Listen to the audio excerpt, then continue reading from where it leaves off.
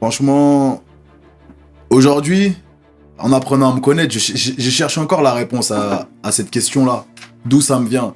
Ça veut dire que de par là, j'essaye de regarder un peu les réactions du daron, de regarder un peu comment la daronne est boule, comment ils font. C'est qui que j'ai pris ça? C'est le daron, c'est la daronne. J'essaye de regarder un peu l'environnement, si c'est mon environnement, si je sais pas. Pour répondre à la question, honnêtement, aujourd'hui, je te dirais clairement, je ne sais pas. Je ne sais pas. Mais je sais que j'ai toujours eu ce réflexe à essayer de m'adapter, peu importe l'environnement dans lequel j'arrive.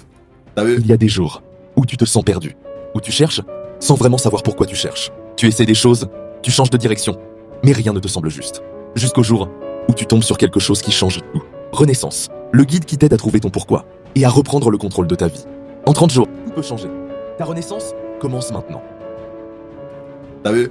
Ça veut dire que quand j'arrive dans un environnement, je cherche toujours à comprendre comment fonctionne l'environnement et de réussir dans cet environnement-là. Ça veut dire, comme je t'expliquais, j'ai fait la street, mais malgré que j'étais dans la street, j'ai essayé de réussir dans cette street-là. Je suis allé à l'école, comme je t'ai dit, je faisais partie, j'étais peut-être pas le meilleur, mais je faisais partie des têtes. Aujourd'hui, je suis dans le Peura, pareil, j'essaye de mener mon bout de chemin, ce qui m'a ramené là où je suis aujourd'hui. Peut-être pas le meilleur pour certains, mais je suis là, tu vois ce que je veux dire. Et peu importe, tu vois, et j'avance comme ça tout le temps, j'essaye de m'adapter et d'être le meilleur dans l'environnement où je dois exercer. Ah, c'est bien, frère, c'est très bien, c'est très bien. Et dans tout ça, parce que c'est au carrefour de ta vie où t'étais un petit peu dans la rue, tu t'essayais de te chercher, t'étais dans le grind, comme j'aime bien dire, sûr. tu vois ce que je veux dire? Mais le rap est venu en quelle année précisément? Le rap, il est venu assez tôt, je vais pas te mentir, j'ai commencé à gratter mes premiers textes, je devais être en 5e, 6e. Mais c'était très entertainment, ça veut dire que... Récréatif. Ouais, très récréatif, tu vois ce que je veux dire. On était là au quartier, c'est une époque où il y a Cynic qui émerge dans le 91, tu vois. Cynic qui émerge avec pas mal de... à l'époque, comment ils appelaient ça, là, quand ils clashaient avec les Kizito, tout ça. Ouais, les battles. Battles et tout, ça clashait. Donc nous, en tant que petit du 91, lui, c'était un peu... On le regardait, tu vois, c'était l'étendard à cette époque-là. Donc on regardait un peu et on reproduisait. C'est-à-dire qu'on se mettait dehors, moi je suis Cynic, moi je suis Kizito, et allez, bam, on balançait nos textes, tu vois ce que je veux dire. Et ça a commencé comme ça, que j'ai commencé à rentrer dedans, et petit à petit, j'ai fait mon premier son, tu connais, tu fais ton petit concert au quartier, on est 15-30, tu chantes, tu vois, ils sont là, les gens ils kiffent. Donc de là, le peu d'éloges que j'ai eu à ce moment-là m'a donné confiance en moi et m'a donné envie de continuer tout simplement. J'ai continué. Jusqu'à ce moment-là, je sais pas pourquoi, et je pense que je suis pas le seul à avoir vécu ce moment-là, où tu as envie de tout lâcher. Et que à ce moment-là où tu te dis je vais tout lâcher, je sais pas pourquoi il y a une petite voix dans ta tête qui te donne une dernière idée. Tu vois, tu te dis bon vas-y c'est la dernière, j'essaye, ça passe ou ça casse. Et justement j'ai réessayé et c'est passé. Ça a commencé à passer justement, ça a commencé à passer. De là, j'ai fait un premier solo où j'ai vu que je faisais plus de vues clairement que je faisais avant. Il y avait plus d'engouement quand je marchais dehors et tout. Je me suis dit, ah ouais, en vrai, c'est pas si chiba que ça. Et j'ai continué. Et sur la même période, en fait, j'ai vu que ça commençait vraiment à prendre.